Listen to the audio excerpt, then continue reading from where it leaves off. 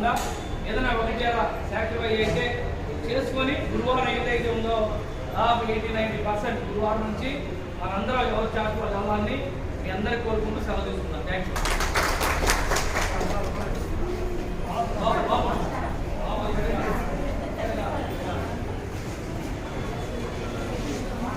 తెనాలి డిపోలో కొత్త చార్ట్లు గురువారం నుంచి 26వ తారీఖు నుంచి అమల్లోకి రానున్నది.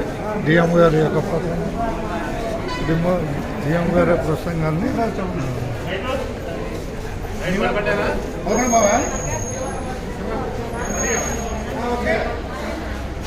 Okay okay